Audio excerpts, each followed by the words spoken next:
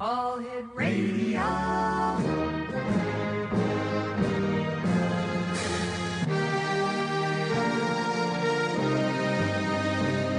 Welcome to the X Zone, a place where fact is fiction and fiction is reality. Now, here's your host, Rob McConnell.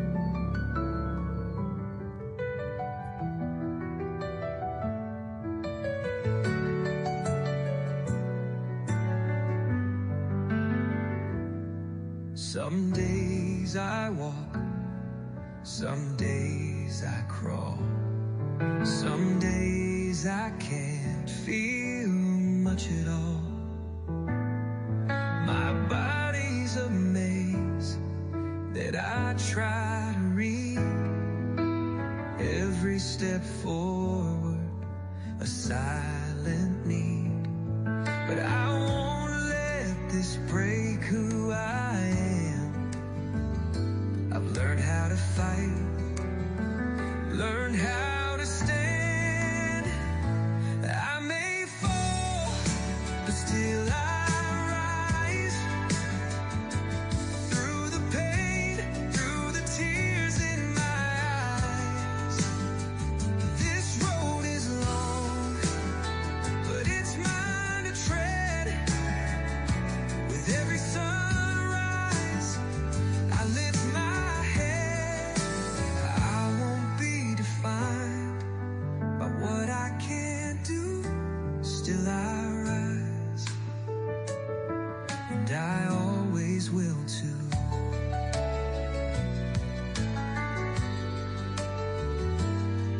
There's fire in nerves, fog in my mind, but love still holds me, gentle and kind.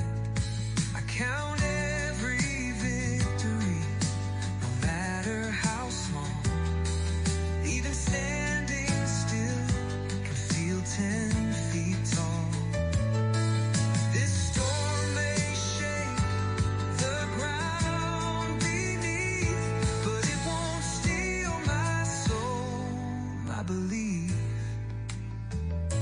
I may fall, but still I rise.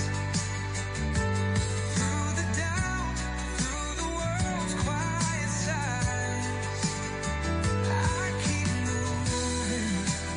Others might freeze with heartbeats of thunder and legs in the breeze. I won't be erased by what I go through. Still I rise. Every day something new. There are days when the dark feels too wide, but I've got my people here by my side.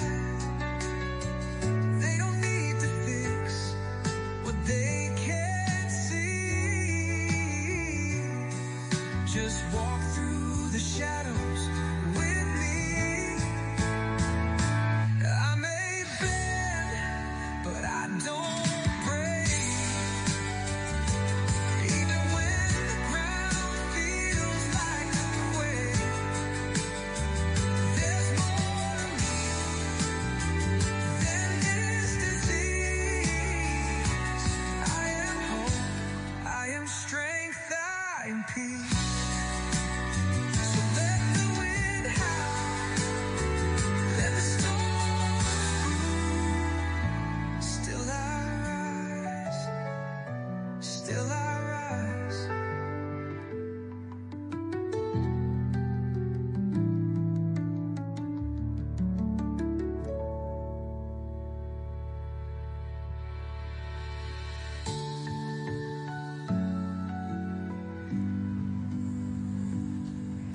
And good evening, one and all, and welcome back to the X Zone. I am Rob McConnell, and for the next 2 hours, I'm your host and your guide as together we'll cross this time-space continuum that I call the X Zone. It's a place where people dare to believe and dare to be heard. It's a place where fact is fiction and fiction is reality. The X Zone comes to you Monday through Friday, right here on the CanCom Broadcast Network and your hometown radio, Classic 1220 CFAJ AM. They not only broadcast us on 1220 AM throughout southern Ontario and the northern tiers of the state of New York and Pennsylvania, but they also stream us around the world on your hometown on classic1220.ca. If you would like to send me an email, xzone@xzoneradiotv.com, and on social media sites, xzoneradiotv. Well, there's nothing behind the dot. It's just X-Zone Radio TV. My producer tonight, as always, is the one and only Craig West in Master Control. Always nice working with you, Craig. What's this, year 36 together? My Lord, 95% of marriages don't last this long, pal. Like I said, always great working with you. X-Zone Nation, tonight's guest is an award-winning playwright, author, and creator whose work takes us deep into the shadowy territory where psychological suspense, supernatural horror, and disturbing reality collide. Tim Mulligan is the creative force behind Mulligan World and the acclaimed Witchland universe, a 5-part graphic novel series inspired by the unsettling history surrounding Washington State's Hanford nuclear site. Through stories including Witchland, Snitchland, Twitchland, Ditchland, and the forthcoming Switchland, Tim explores government secrecy, radioactive contamination, unexplained phenomenon, human mutation, and the frightening consequences of truths left behind. His creative work also includes the stage thrillers Witchland, Point Loma, and Pig Butchered, each examining fear, deception, moral ambiguity, and the darker edges of human nature. Tonight we're going to journey into Tim's imagination, uncover the real story behind his fictional universe, and explore the uneasy boundary separating science, superstition, conspiracy, and nightmare.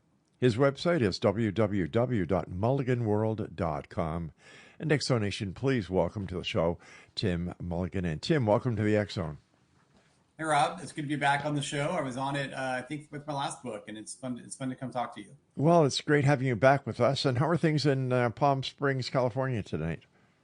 It's good. It's hot. You know, I'm lucky. I go back and forth between Palm Springs and San Diego, so it's not a bad life. But it's just pretty warm these days. So tell us, Tim, for the listeners who may not have had the opportunity of being with us the last time, since we've grown substantially over the months and years here in the X-Zone. Could you can you tell us what inspired you to become a writer? Yeah, you know, it's a great question. I just started writing late in life. So I have a full-time job. I'm a lawyer. I've been in human resources for a long, long time. And it was during COVID when I was home, quarantining like the rest of the world, that I thought, at a ripe young age of 55, that I would start my hand at something I've always wanted to do, which was tell some stories about my hometown, which is where the Hanford nuclear site is. And so I just thought I'd write a scary play about my time growing up there. And that's what birthed Witchland, the first story. And since then, that was 2020. Since then, I just can't stop writing. I've written, 4 plays now, and several have gone on to New York, and now I have this series of graphic novels. And so it's really something that's blossomed late in life, but now it's opened up a whole new world to me that I just love. Well, congratulations, and it's never too late in this lifetime, is it? I agree. Yep. Were you fascinated by mysteries, supernatural stories, and psychological horror as a child? Yeah, I've always been a big fan of the horror genre. Mm-hmm. I like scary things.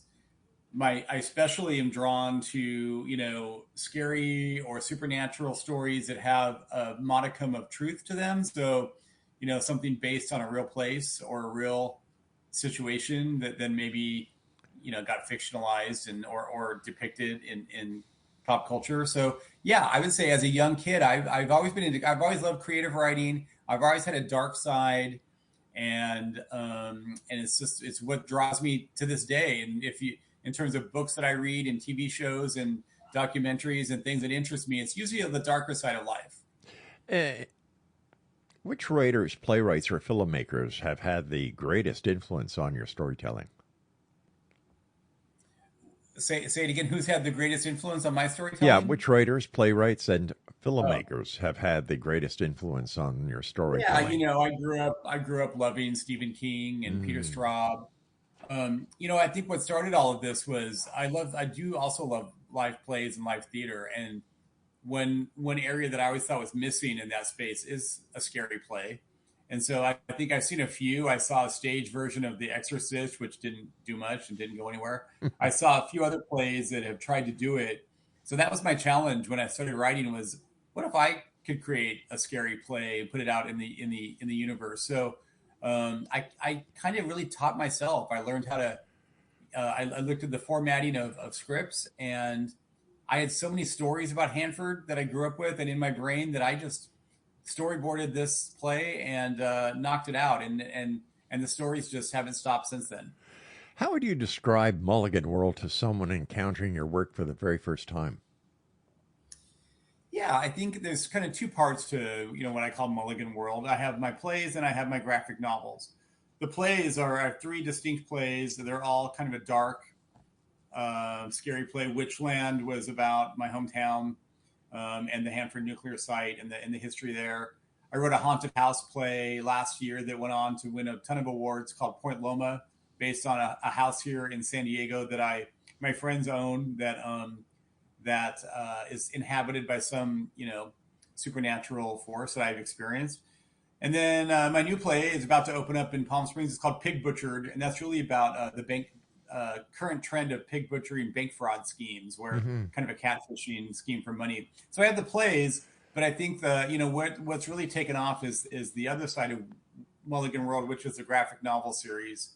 I call it The World of Witchland, and it's really, it started with that play, and then I thought, well, I love graphic novels and comic books so much, and to really get the story out there to a broader audience, why don't I try my hand at turning it into a graphic novel? So now what you see at Mulligan World is a series of graphic novels.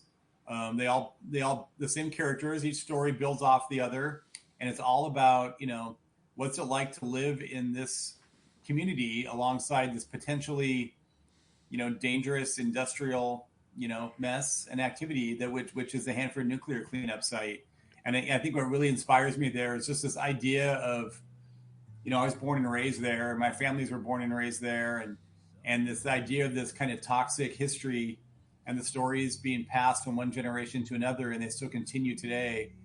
And just all that comes with it, the decades of tragedy and sickness, kind of the secrets that come from government and corporations and communities that communities might want to prefer to remain buried. All that interests me. So what you'll see in Mulligan World is the couple plays that I love to write and get out there, but what you can purchase and view on your own is this series of graphic novels about Richland, Washington, or the Hanford nuclear site. All right, Tim, we've got to take our first break. Please stand by. Explanation. Tim Mulligan is our guest, and his website is mulliganworld.com.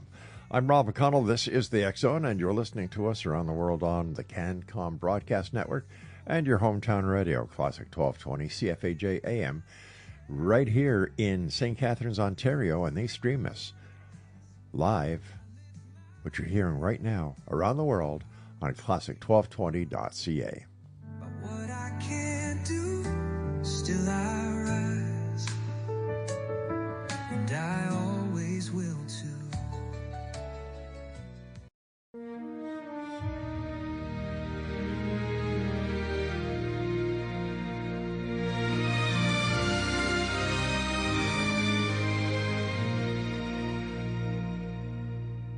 Some spend their lives chasing fortune and fame, building their castles, protecting a name. I chose another road beneath the open sky, following questions that money can't buy.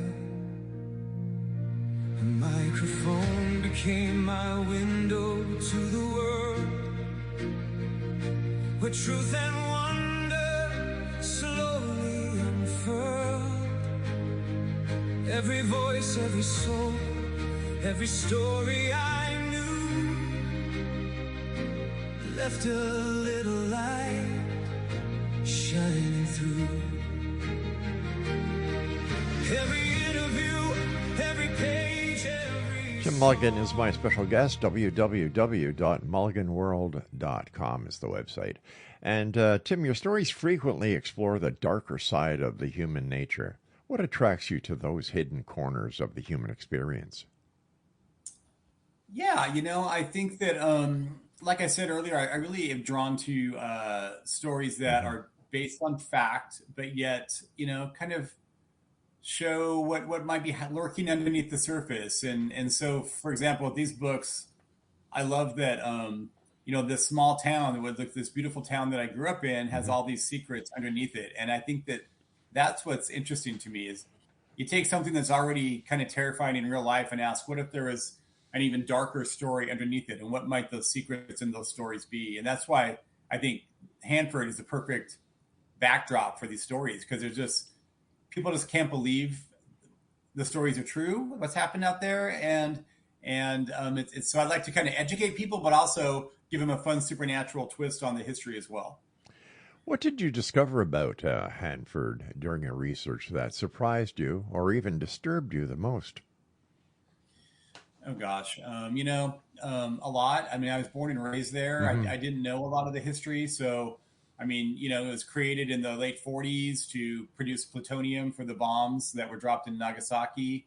It was this little town that was created, and the residents of the town didn't even really know what they were producing out there until after that bomb had been dropped. And so, and then from that point on, when there's kind of releases of nuclear, toxic waste in the air, and people got sick over the years, there's just been, story after story after story that you can't quite believe. Even in modern day now it's a big cleanup, multi-billion-dollar cleanup site, and there's a lot of danger there. There's 50 million plus gallons of toxic waste buried in tanks in the ground that they still don't know what to do, and they're trying to keep it from leaking and going into the Columbia River. So there's one surprise after another. I think for this book, I really, each book focuses on a different aspect of Hanford, and then I craft a story around it. This one was kind of disturbing because it was all based on, animal experiments that happened there from the late 40s all the way through the 70s.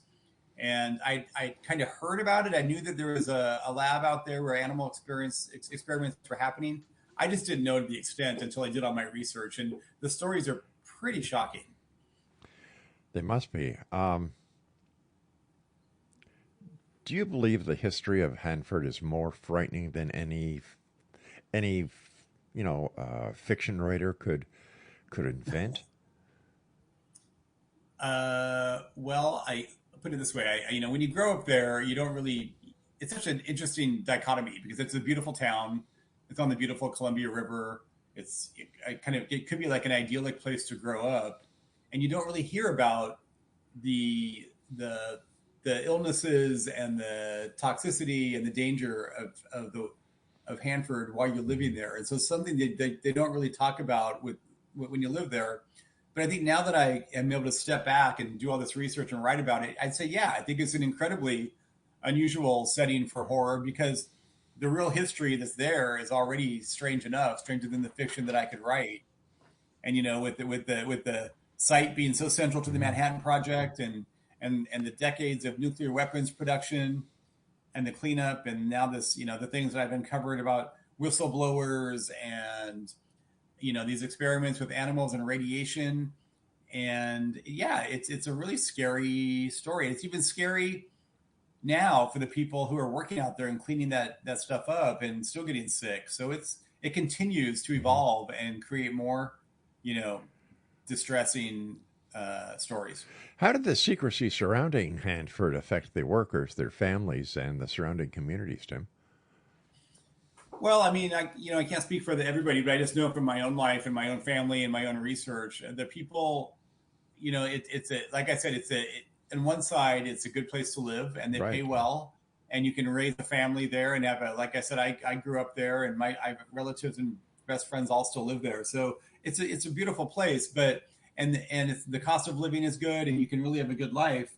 But on the flip side, You just have to know that, a few miles away is all this radiated, sludge in the ground. And so I think that there's a mix. I think the people there probably don't love talking about the danger as much. I think now it's more out in the open. Now you see New York Times sites, and a documentary came out about it last year that is now available. It's called Richland.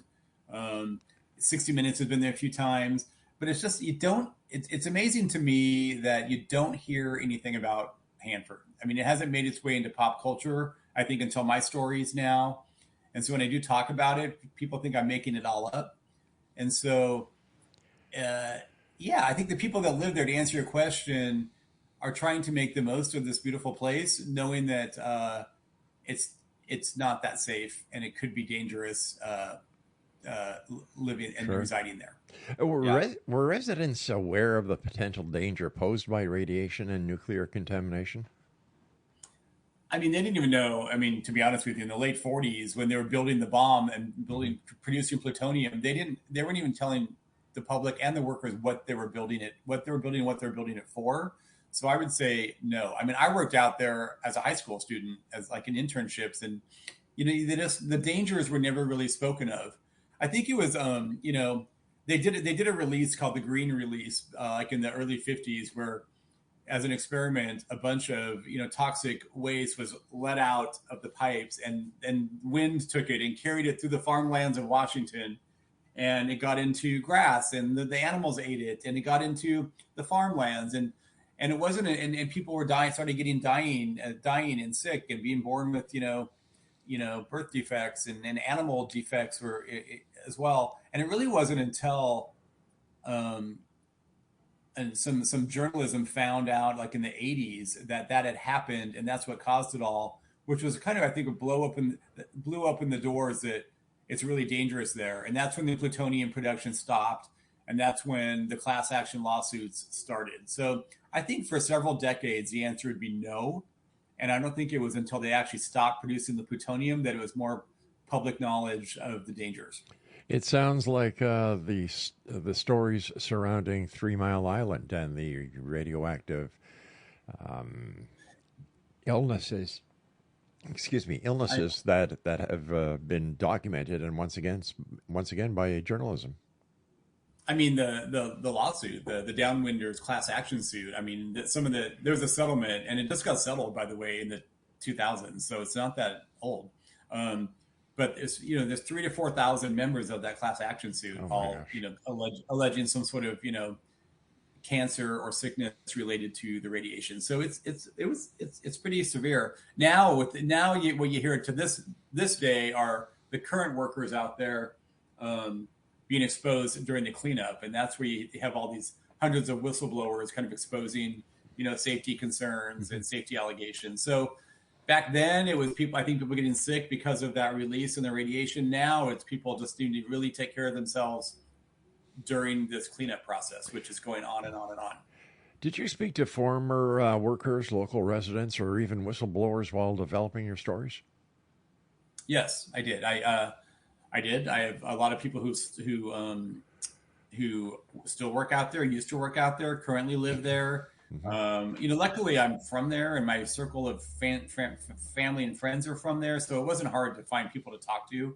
I didn't, do an undercover,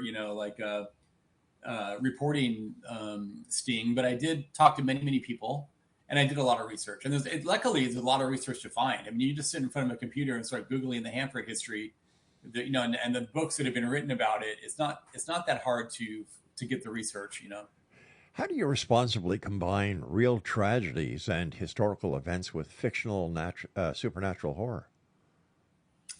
Well, I think that's the interesting thing. I think that so each one, I've tried to pick an aspect of the nuclear reactor world and what it's like to live there, and then the fun part is for me to kind of add the supernatural twist to it. So, I covered the tragic history with the whistleblowers.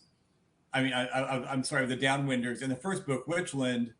But by the way, when I grew up there was a woman that I was told was a witch and had been radiated and cursed, and so that led to Witchland. So it's kind of a witch story, about witchcraft, but it's also, telling the story of the Downwinders. The second book, Snitchland, I researched all the current modern day whistleblowers, and I based it on a real tunnel collapse that happened in I think 2017. And so I turned it into a ghost story, and it was all about the people who have actually perished out there and might still be roaming the streets of Hanford. The third one, I tried to tie it to kind of small town drug epidemics, and they had a big fentanyl bust in the Tri-Cities in Richland, and I turned that into a vampire story.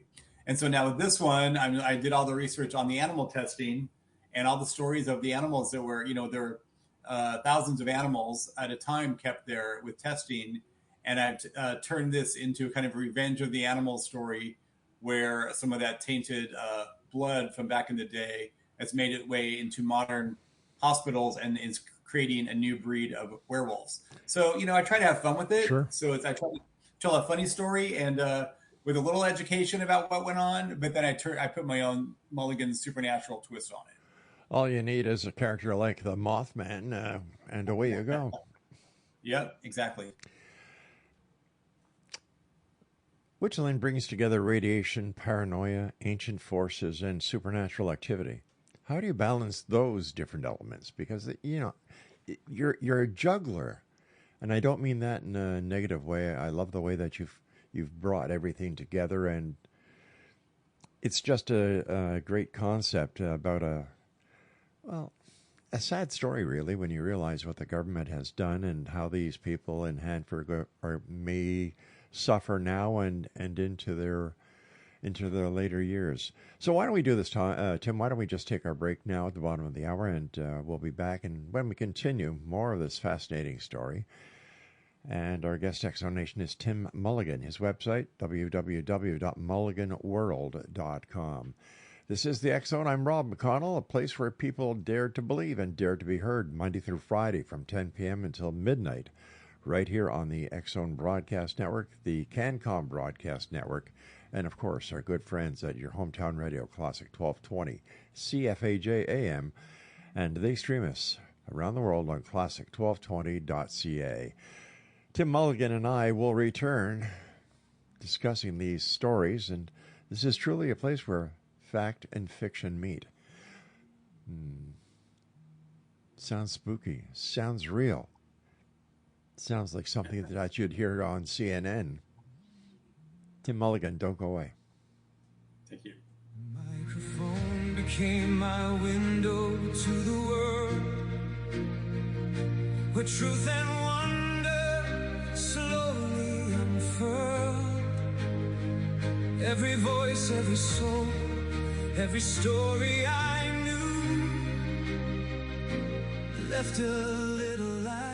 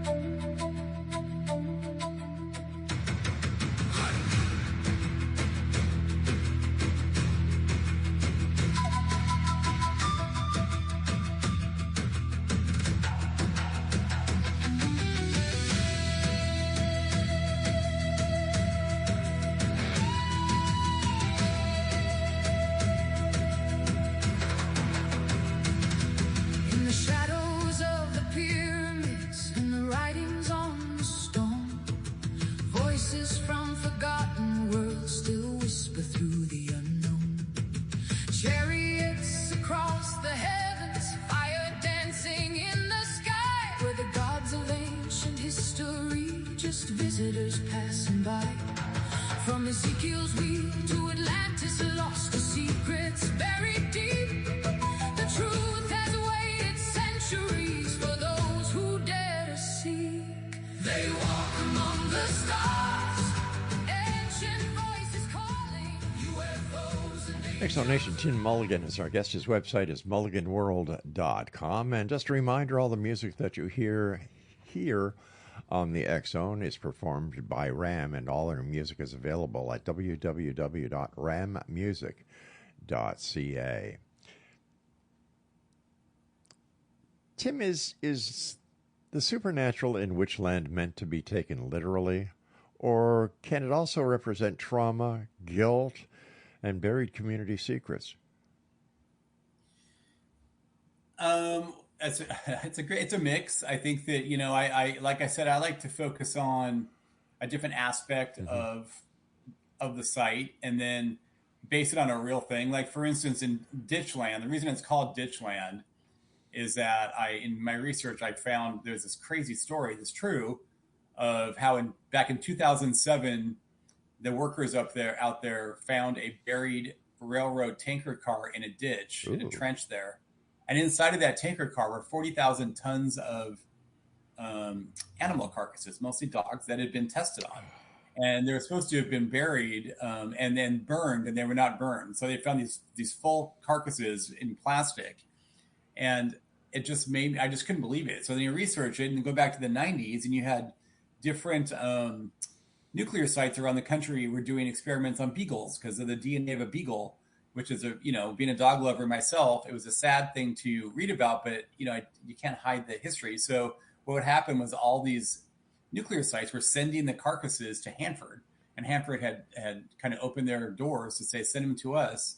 And they buried them there in the ground. So that right there was where Ditchland came out of. And I thought, well, what if I go back to that ditch where those were found? And then where the supernatural element could come in is, let me have some animals get some revenge. And so that's where I kind of said, well, let's make this a werewolf story. And so the werewolves, it's kids in town, and they become infected, and they start congregating at this ditch at night and trying to take revenge on folks out at Hanford who had kind of done the testing at the laboratory. So to answer your question, I do a little bit of mix. I like to kind of tell a Twin Peaks-like story of a weird, quirky American town, mix in, the real-life nuclear history and the stories that come with it, and then throw in my own horror and monster bents. So it's a little bit of everything. So it's a true story, a true arc. Every one of the books I've written about is based on a true moment in time or a true aspect of the nuclear industry or Hanford.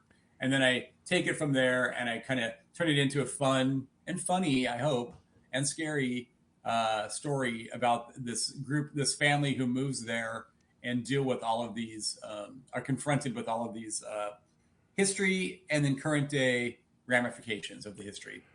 I must tell you, I'm an animal lover as well. And you were discussing that tanker with all those carcasses. It's disgusting. And did anybody pay any consequence for what happened to those animals? I mean, it was all sanctioned. Back in the day, like in the late 40s when Hanford was newer, they would keep up to 1,000 animals there at a time in an animal farm. And it was a mix of everything from rodents to cats and dogs to a lot of farm animals like cows, sheep, goats, pigs. There's even stories of alligators. In fact, one of my favorite aspects of this research was this stories that hit the news that some radioactive alligators escaped and made their way into the Columbia River. And there's this lore there at Hanford that fishermen in Richland for years would see these like glowing radioactive alligators in the Columbia River, which is, by the way, a river that I grew up swimming in and water skiing on. So, I mean, it is back to the original point. It is sad, and it is a startling, never talked about story, I think with Richland, that all this was happening, and especially with beagles and dogs. Yeah. I mean, I'm embarrassed to say it, but when I grew up there in high school, and we would go out to this building that everyone in town called the Puppy Mill, and that's where high school kids would go drink beers behind. So I think it just became part of your life, and you didn't really know what was really going on, but you just learned to live with it, How did the people of Hanford and the surrounding areas feel about what happened to the animals and how they were used as guinea pigs? That's just an atrocity that just irks me, because one of the contract jobs I did was the director of communications for the SPCA, and I'm truly one of the biggest animal lovers going, and to hear this story, even though it happened so many years ago, it's just wrong. Yeah. And Tom, do you think that we've learned from those experiences? I hope so. I mean, I know that they stopped it. I mean, they really scaled it down in the 70s, and they moved it to a smaller lab, which is still there. I was actually went and visited it from the outside, not a tour, but I went and saw it this summer. So I hope so. I don't know. I can't speak for them. But in Ditchland, I kind of made my own story about reconciling with the past, and there's kind of a revenge story of people who worked at the lab and who were really upset by all of this, and how it's kind of spilled over into their kids and the legacy to current day. So I don't know. I would hope so. I think the fact that they don't do it anymore, obviously is a good move, but we can't hide the fact that, it happened. Tom, I'm going to ask you to take off your author hat and put on your lawyer hat here. And yeah, great. Okay. Do you think that communities sometimes protect dangerous secrets instead of confronting the truth? Yeah, I mean, this is a multi-billion-dollar industry. I mean, I think there are secrets that I'm sure that they don't want people talking about. I think many government sites are like that, but I think in the nuclear industry, especially, where there's already a giant mega lawsuit at Hanford, and there's been many, many, many other lawsuits. There's law firms now that are just in Washington State that are just 100% dedicated to representing Hanford workers and whistleblowers. So it's an industry. And so I think that, they have to be careful what they say.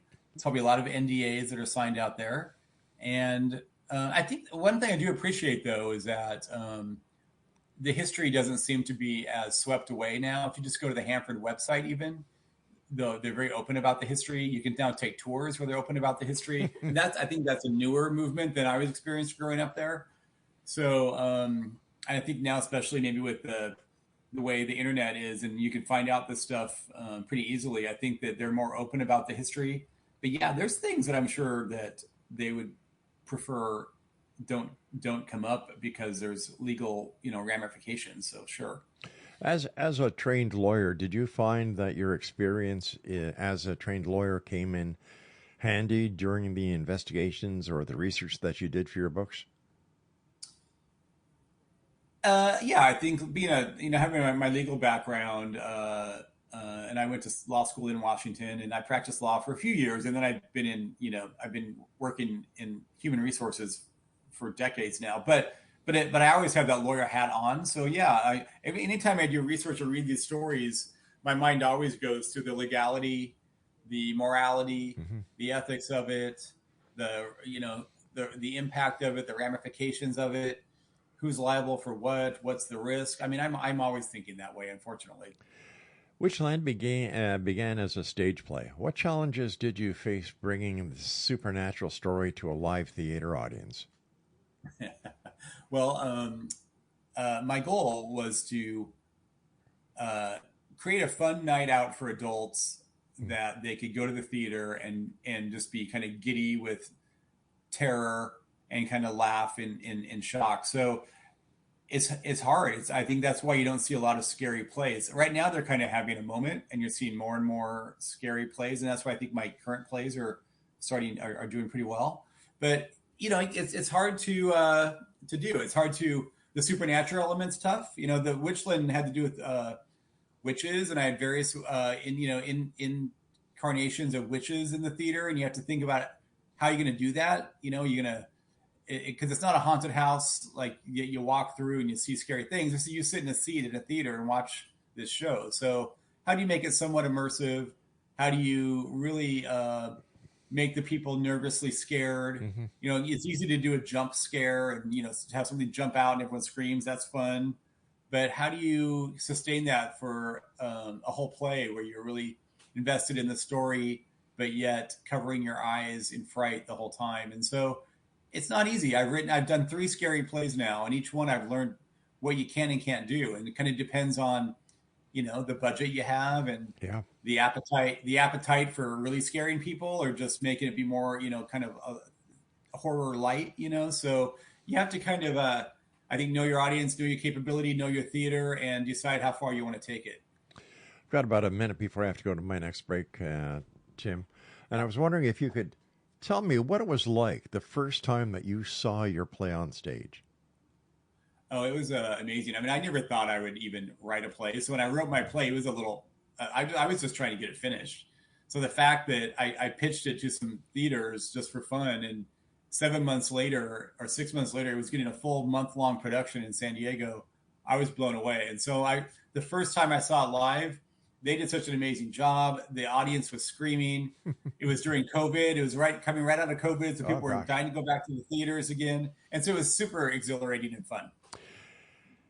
Congratulations on all you do. And X Zone Nation, our guest this hour is Tim Mulligan. His website is mulliganworld.com. And Tim and I will be back as we wrap up this hour here in the X Zone on the other side of this short break, as we continue investigating the world of the paranormal and the science of parapsychology, Monday through Friday from 10 p.m. Eastern until midnight, right here on the CanCom Broadcast Network and your hometown radio, Classic 1220 CFAJ AM, that stream us around the world on classic1220.ca.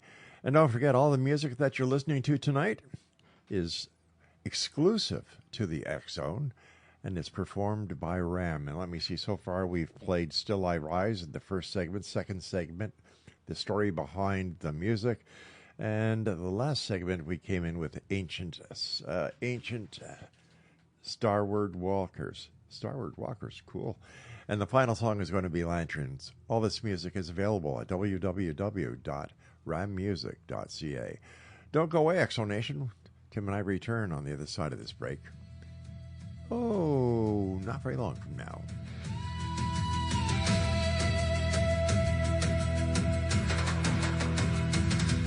In the shadows of the pyramids and the writings on the stone, voices from forgotten worlds still whisper through the unknown. Chariots across the heavens, fire dancing in the sky, where the gods of ancient history just visitors pass.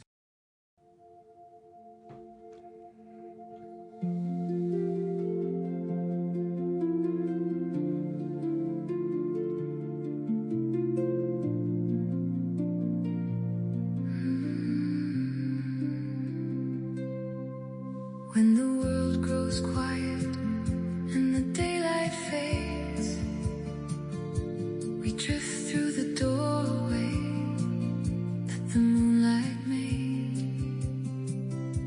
Beyond every memory, beyond every fear, dreams paint a picture that only we can hear. They carry our questions on rivers of light, sailing through shadows in the middle of the night. A whisper from tomorrow, a lesson from the past, a fleeting constellation that was never meant to last. Dreams are the lanterns in the dark of the soul, guiding us gently where we're meant to go. Like a compass in the ocean, like a star in the sky, they teach us how to walk, they teach us how to fly. Dreams are the language of the heart. And welcome back, everyone. Tim Mulligan is my guest this hour. www.mulliganworld.com. I'd just like to share a story with you that Craig just informed me of. He was speaking earlier to Ram, and they were telling Craig that a person heard their song called Beyond the Veil here on this show. And what this lady wanted to know is if she could use that when it was her time to pass on.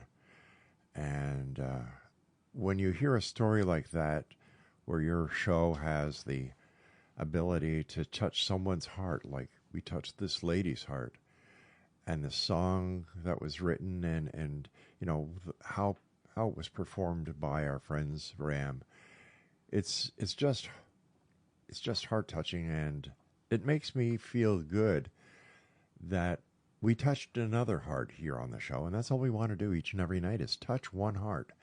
Make the difference in one person's heart. Let them know that they're not alone, that there's always somebody there with you.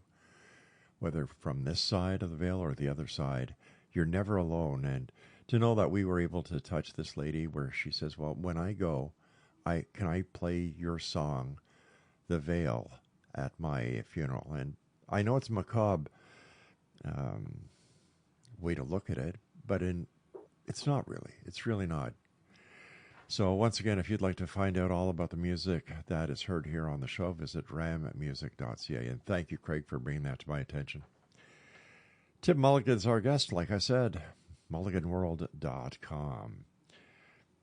How does an audience's immediate reaction affect the experience of presenting psychological horrors on stage, Tom? Well, yeah. So that's why I think that with a play, if we're fortunate enough to have a couple preview nights to test the things out, because especially with a scary play, you want to see what's going to land and what's going to be too much or not enough. And so the audience reaction is super important. I think that my last play that went to New York, the scary haunted house play, Point Loma, the ending just kind of fell flat. And we had a real scare. We thought it was a big scare moment that was going to knock it, take it all home. And it really didn't work. So I think that the audiences, so then we go back and we tweak it. And the next night I went on opening night and it was amazing. And people screamed and had a great time. So that's why you want to have some preview nights, if you can do a couple test runs. Sure. Yeah. And even with the book, same thing. I do some readings. I let people read it in advance and kind of see what their thoughts are. And so we can tweak it while we still can, Tom, why do you think there's such an interest in the paranormal and paranormal stories, the paranormal tourism industry that's popped up? Why? I don't know. I just think that there's people like to have fun, like to be scared, especially right now. If you look at some of the movies that are out there that are making, such a buzz, like Obsession and Backrooms and some of those and Sinners, I think it's really horror's having a moment right now. And I think there's something about, like, if you look at the world of Witchland story in Ditchland, it's when you take something that you think is completely ordinary. This is what inspires me, like whether it be a small town America, or a ditch like this was, or a nuclear facility, or just a group of kids riding their bikes, or a group of teenagers getting together and just kind of looking at that and asking what would happen if something really absolutely horrifying were hiding underneath this scene that you're watching. And that's what really inspires me. I think people like that. They like to be nervous and kind of watching from their eyes closed or behind their fingers and not quite knowing what's going to happen. And I think people really have a great time with that nervous energy, and I think that's why horror is one genre that seems to really be, growing and growing and growing. It certainly is.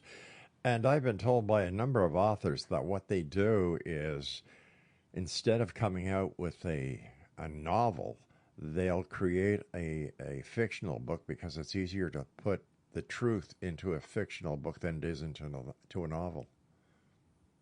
Well, yeah, and especially that's why I'm liking it. And that's why I'm having so much fun with the graphic novel series. I have this amazing graphic artist. His name's Pyrink. He's a Mexican artist. And he can, I map it all out and tell him what I want. And then he can do these beautiful artwork pictures. And the horror can then really happen, visually and immediately on the page. And if we do, like in Ditchland, there's some pretty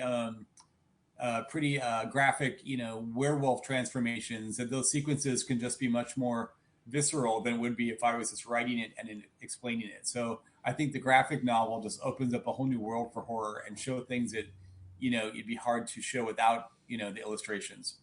Snitchland, it examines whistleblowers and the personal cost of revealing the truth.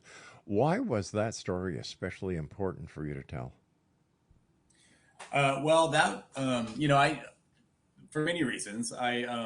In my career, I've worked with a lot of whistleblowers, and that's always been interesting to me. I'm always for trying to make the workplace safe and inclusive. However, growing up, one thing I do remember about growing up at Hanford, and I became a young lawyer, was one of my friend's mothers pulled me aside she made me meet in another city We had to go to a park. She had sunglasses on and a scarf, and it was almost like the X-Files. And she was telling me she had this folder of calls, and she thought her phone was being bugged. And her husband used to work at Hanford, and he knew things he wasn't supposed to know. And she was being followed. And I just kind of wrote it off as she was a little off her rocker. Now I look back to that and think, I bet she was right on, and I bet everything she told me was really happening. And so as I wrote Snitchland, I really wanted to focus on modern day Hanford and what it's like for the workers out there now in this cleanup, knowing that many people have, succumbed to the nuclear, the radioactivity. So, and I just started researching it, and there are just hundreds of whistleblower stories at this one site that in this town that I grew up in that I did not know anything about. And then I found out that I had some friends that I went to school with that were whistleblowers. And so I had such a connection to it that I thought it'd be an interesting story to tell. And to be honest with you, I really wanted to tell a ghost story. And so it opened the door to telling a ghost story akin kind of to the movie Ghost, where the ghost comes back and kind of helps solve a mystery. And I really like that idea. So it all kind of came together to tell the story of the plight of the whistleblower, but also put it into a fun supernatural story as well. Why are whistleblowers so often treated as enemies when all they're trying to do is, maybe trying to protect the public? Well, I think it gets back to your question earlier about when you asked me about as a lawyer, or, there's things that are not being said directly. And I think that's it. I think that money comes into play and reputation comes into play, and the cost of doing business comes into play, and losing contracts and getting bad publicity and opening the door to other lawsuits. And I think there's a million reasons why some whistleblower stories are shot down and swept under the rug, when maybe what they're whistleblowing is super important and 100% true, but it would just open the door to a whole slew of potential problems for the employer. I think that's why so many times they're just not treated well. Last night I was, after the show and I got back home, I watched a movie on Netflix called, it was all about the Boeing industry and how whistleblowers there tried to tell Boeing that there were a lot of problems, and management wouldn't listen because it was all about making money. It wasn't about personal safety or the safety of those who flew on the aircraft. It was all about money. And these whistleblowers, my God, hats off to them. In fact, one took his own life because of the way he thought the company would treat him, even though he was no longer with the company, treat him because of his courage to be a whistleblower. Yeah, and you take that story and add into it, deadly toxic waste and radioactivity. It equates to a big mess. It sure does. Your forthcoming Switchland, involves the unexplained spacecraft, disturbing transformations, and a government conspiracy. Ooh, I love it. What can you reveal about it without spoiling the story for us? Oh gosh, I've never been in the past, even though I love horror, I've never really gravitated toward the alien and extraterrestrial and world, even though I like some of the movies and stuff. But then I heard about some of the UFO sightings that the governments had, especially around nuclear reactors. And then as I researched, I realized how many happened in my hometown and at Hanford. So it was an awesome thing to research, because I was able to I got actual, government reports of sightings and chasing UFOs in airplanes, and then get the reports being redacted and being written and changed in the stories. And I realized all these stories happened in a short period of time at Hanford, and they've happened even more so over the years. So it was eye-opening. It was fun to study, to research, and I think it's made for a great way to tie up this whole series. And so it's called Switchland. It involves the switching of places with from some alien forms to some of the residents of Richland back in the late 40s when Hanford started. And so it's a fun twist on actual government reports that I'm recreating in my book. And that comes out next year, right? Yeah, that's in. It's written. The artwork's being done. So Ditchland, the werewolf story, is going to come out on September 15th, It just went available for pre-sale on Amazon this week. And then the fifth and final, that ties everything together, it's called Switchland. That'll come out early 2027. Tim Mulligan, thank you so much for joining us tonight. Always a great pleasure talking to you, Tim. I wish you much more success.